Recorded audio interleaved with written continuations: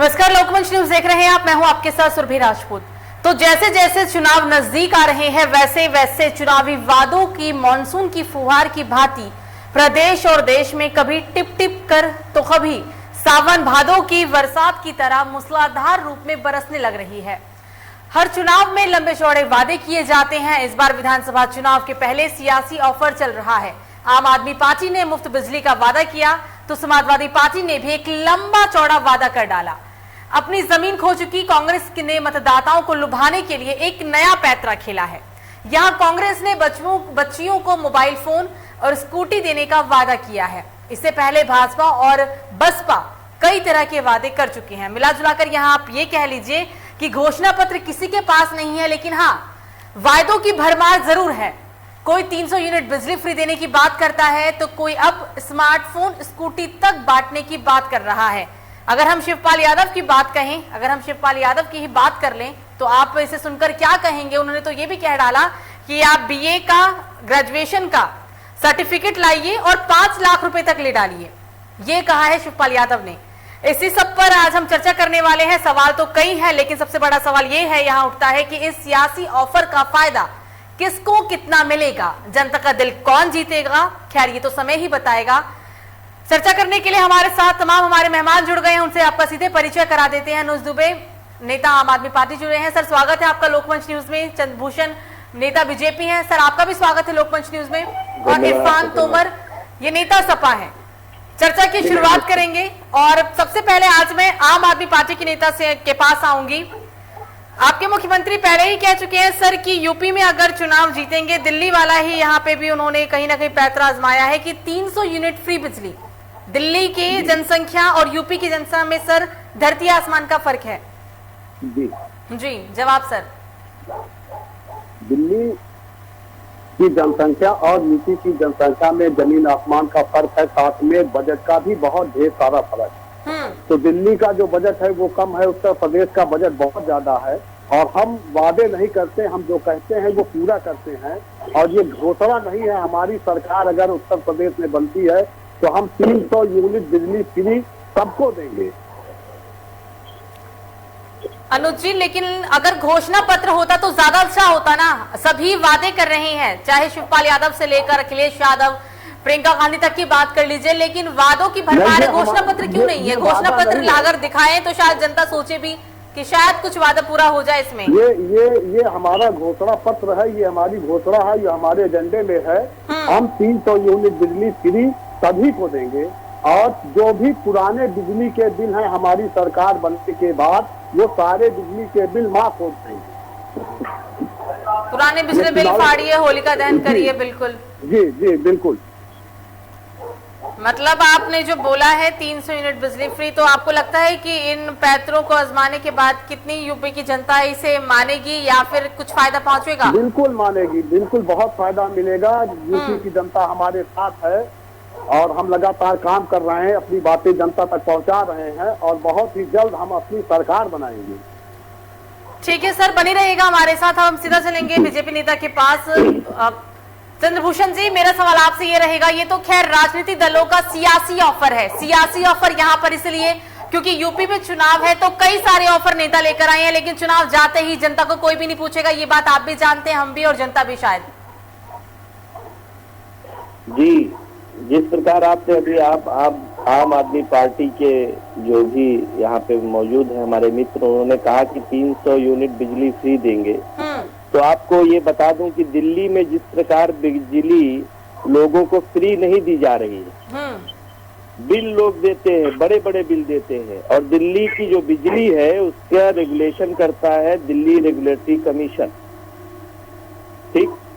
और दिल्ली में बिजली जो है अरविंद केजरीवाल के हाथ में नहीं है।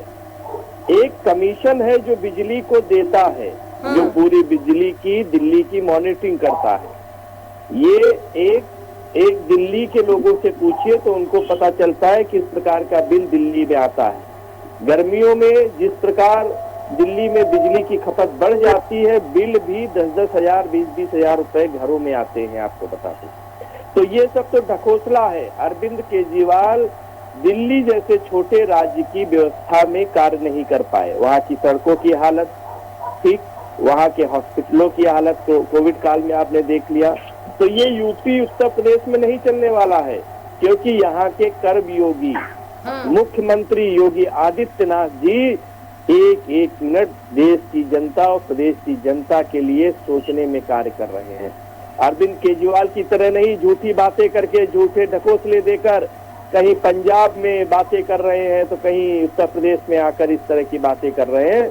इनका ये ढकोसला उत्तर प्रदेश में नहीं चलने वाला है, मैं आपको स्पष्ट बता दूं।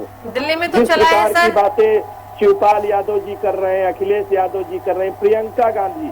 अरे भाई साहब, बातें करने के लिए चुनाव नहीं आया है। चुनाव आता है जनता के बीच में जाकर अपनी जो धरातल में कार्य हो सके उनके वादे किए जाते हैं।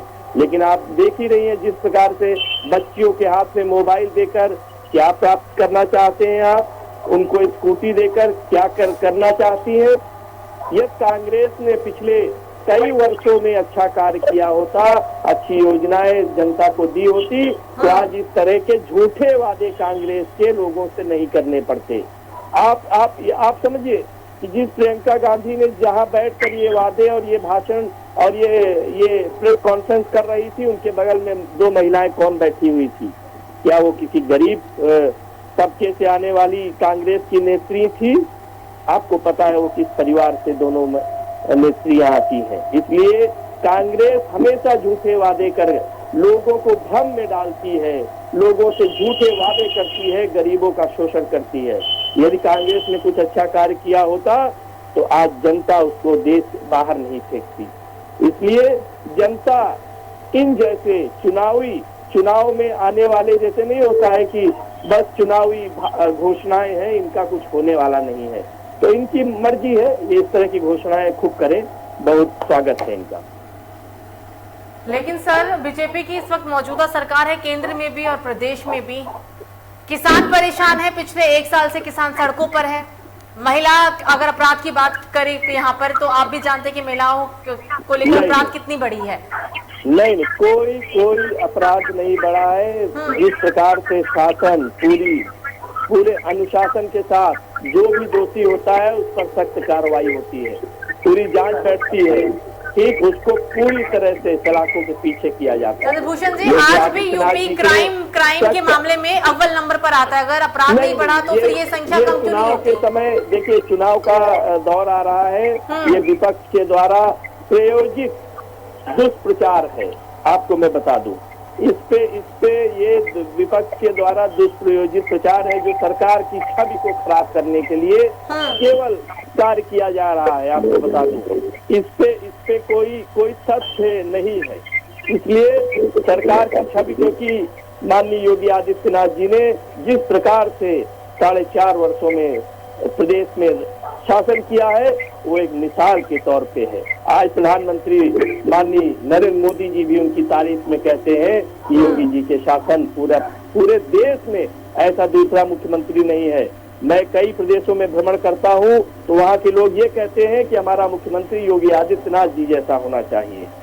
ठीक है, ये गर्व की बात है उत्तर प्रदेश के लिए और उत्तर प्रदेश के हर नागरिक के लिए, 23 करोड़ जनता के लिए, 22 करोड़ जनता के लिए कि उसका मुख्यमंत्री, यशस्वी मुख्यमंत्री योगी आदित्यनाथ है। चलिए ठीक है सर, बने रहिए हमारे साथ। सीधा चलेंगे अभी इरफान जी के पास।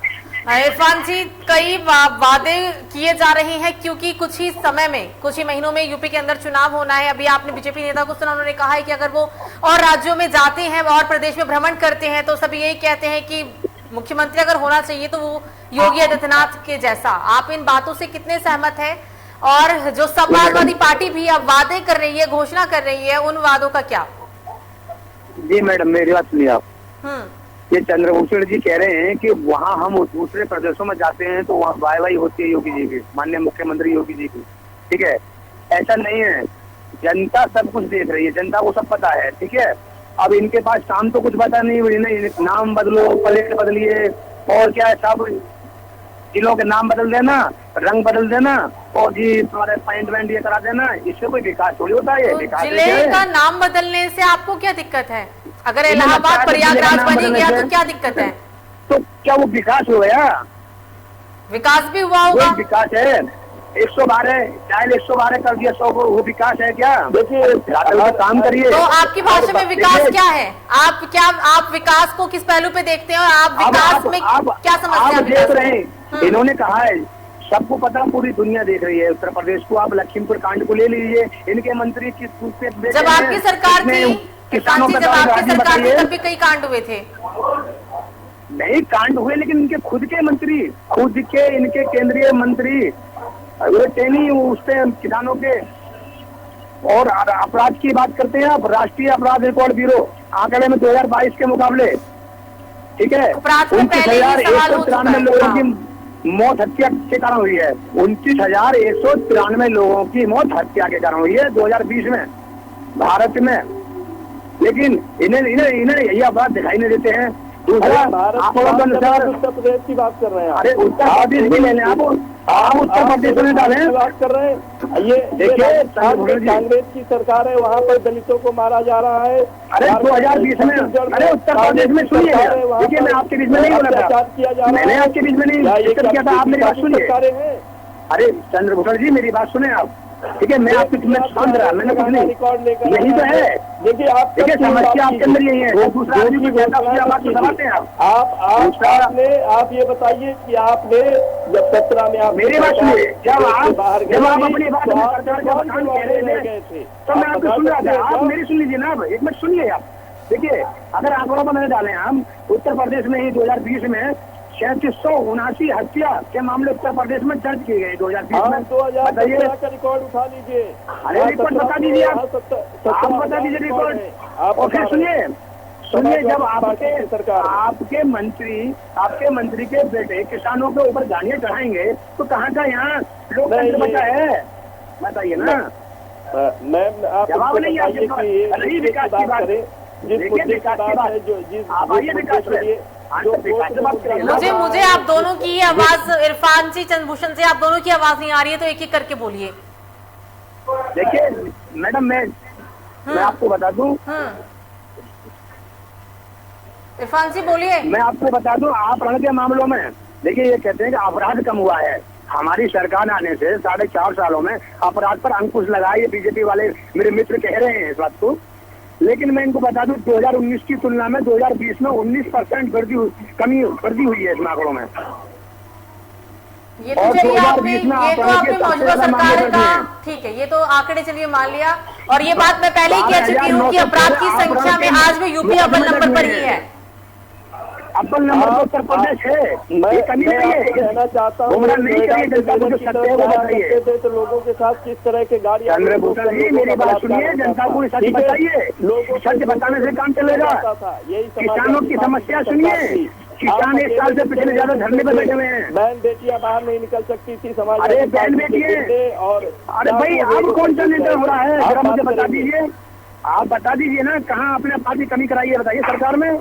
पूर्ण रूप से आज आप किसी भी हाईवे पर निकल जाइए, कहीं आपको कोई आदमी, अरे आपकी सरकार में हो रहा है ये, आपकी सरकार में हो रहा है। समाजवादी पार्टी के गुंडे पुलिसों पर हमला किया करते थे, मेरी बात सुनिए, चलाया करते थे।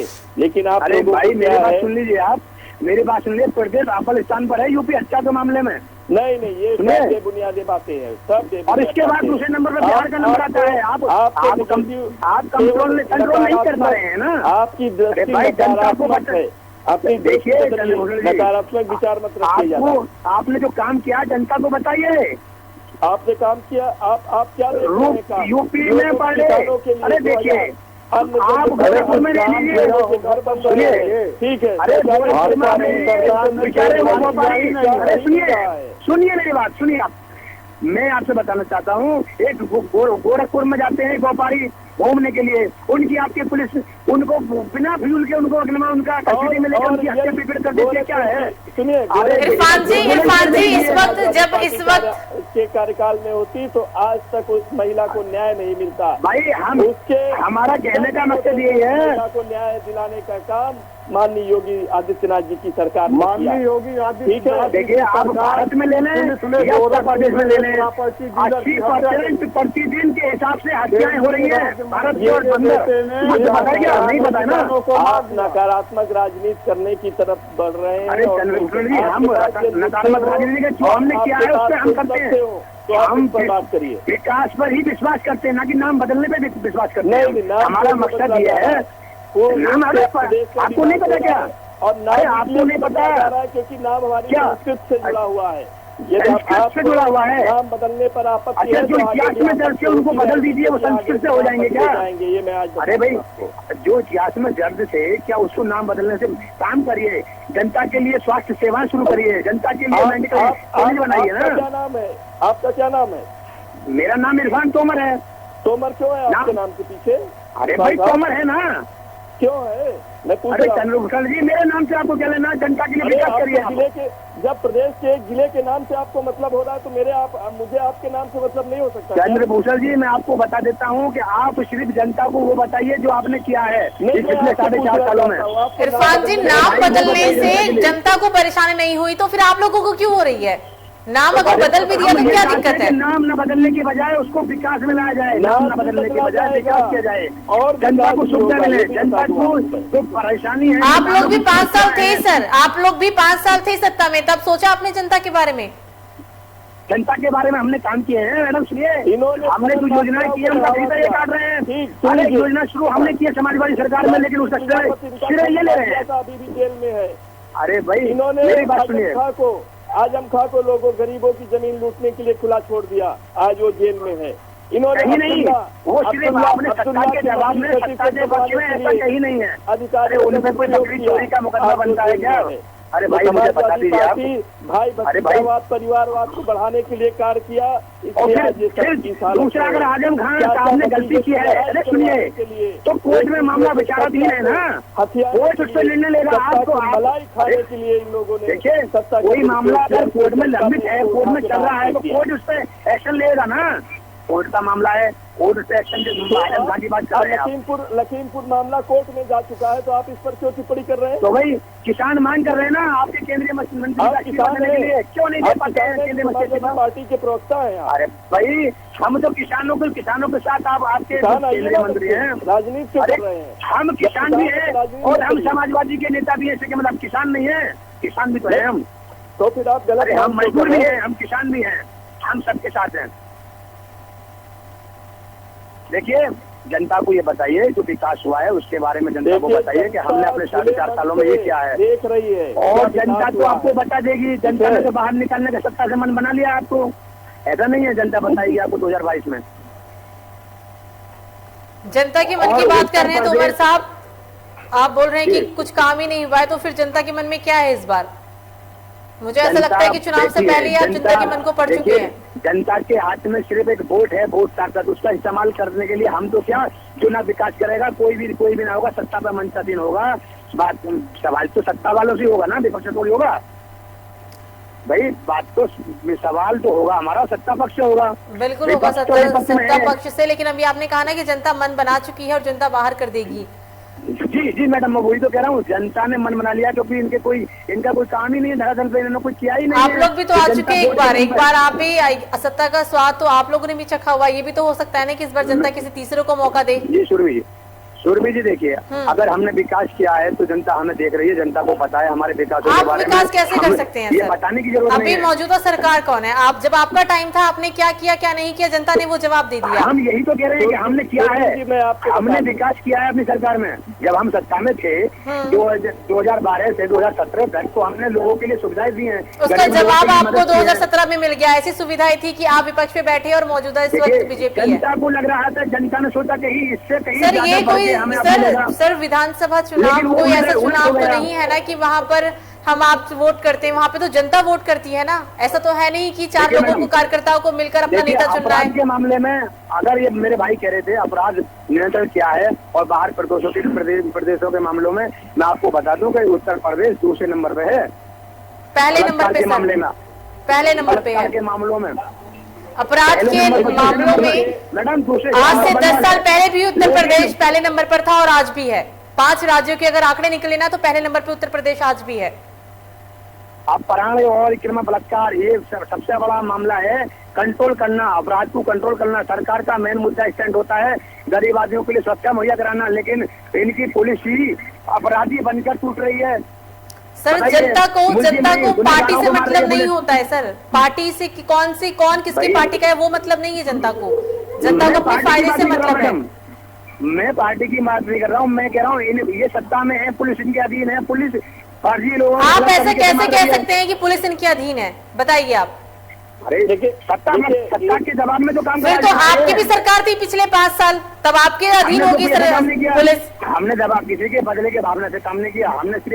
हमने विश्वास किया है तो सिर्फ विकास के मामले में विकास किया। आपने कहा ना कि अभी पुलिस अधीन है, कई आरोप लगा चुके हैं आपके भी नेता कि पुलिस अधीन है मौजूदा सरकार की। आपकी भी सरकार थी तब आपकी पुलिस अधीन होगी। देखिए गोरखपुर का मामला देखिए, बुलंदशहर का मामला देख लीजिए, पुलिस चलाने वाले को पुलिस कस्टडी में मार दिया जाता है। बताइए, देख लीजिए। अभी कल परसों का मामला है, अभी मैंने अखबार में देखा, राज्य मंत्री हमारे यहाँ है बुलंदशहर में अनिल शर्मा, उन्होंने 420 से किसी जमीन पर कब्जा कर लिया। बताइए, मैंने पेपर में पढ़ा। तो ये इससे पुलिस अधीन हो जाएगी सरकार के? भाई सत्ता जब सत्ता पर अधीन ये है तो पुलिस नियंत्रण कानून भी तो इनके हाथ में है। सर आरोप लगा रहे हैं आप, बहुत बड़ा आरोप है ये। तो वो तो आपकी भी तो सरकार थी ना सर, वही तो मैं आपसे बोल रही हूँ। किरफान जी समाजवादी पार्टी की भी सरकार थी, तो यानी कि उस वक्त पुलिस आप लोगों के अधीन होगी। सुरभि जी मैं एक बात कहना चाहता हूँ आपको। सुरभि जी मेरी बात सुनिए। इनको लगता है कि देखिए मेरी बात सुनिए, 2020 की घटना आपको मैं बुलंदशहर में बताता हूँ। देखिए एक छात्रा थी सुदीक्षा भाटी हत्याकांड 10 अगस्त 2020 को यूपी के बुलंदशहर में कथित छेड़छाड़ का शिकार हुई थी। प्रॉपर छात्रा सुदीक्षा भाटी, हादसे में मौत हो गई।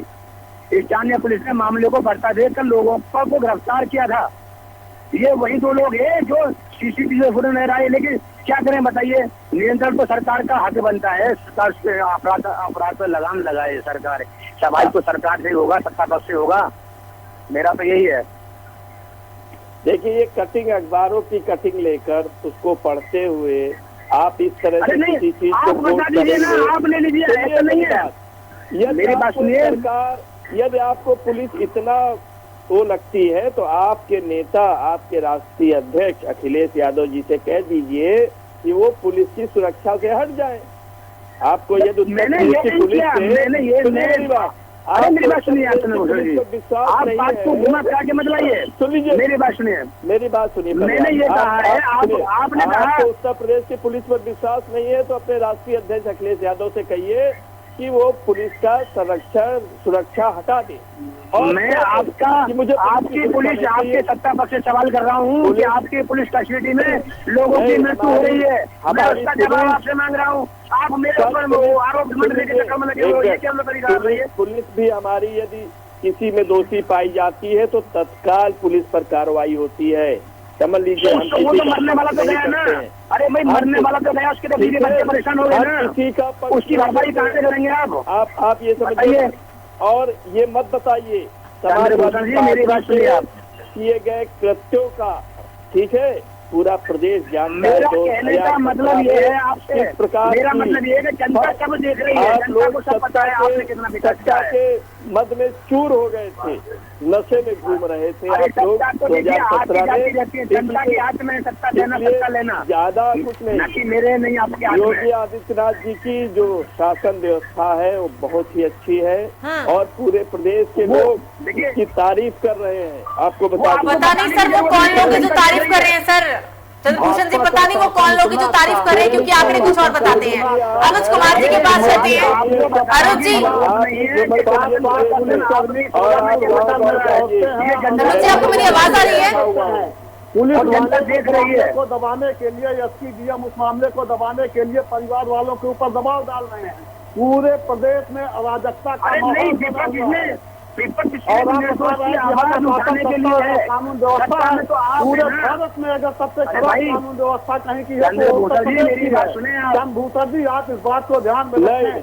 नहीं। जितने भी जिले हैं हर जिलों में पुलिस निरंतर सूचती है, वो जब चाह रही है जिसको चाह रही है उसको मार दे रही है। आज भाई, गोरखपुर इनका जाइए, इनका आप नारा ये किसी भी जिले में आप जाइए, जनता परेशान है। किसी निर्दोष को सर, आरोप प्रत्यारोप का ये दौर यहाँ खत्म नहीं होगा, क्योंकि सवाल भी कई हैं और जवाब भी देना बहुत मुश्किल है। फिलहाल समय हो चला है इस चर्चा को, इसलिए यहीं पे हम समाप्त कर रहे हैं। आप तीनों ही मेहमान का हमारे साथ जुड़ने के लिए बहुत बहुत शुक्रिया।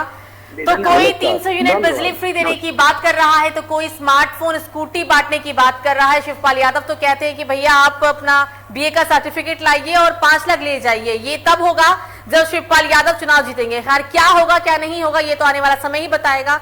2 से 3 महीने में यूपी में चुनाव होगा और चुनाव के बाद जनता क्या फैसला करेगी, मौजूदा सरकार अपनी कुर्सी बचा पाएगी या फिर कोई और यूपी विधानसभा चुनाव जीतेगा, ये आने वाला समय ही बताएगा। फिलहाल अभी के लिए मुझे दीजिए इजाजत। लोकमंच न्यूज पर खबरों का सिलसिला जारी रहेगा। नमस्कार।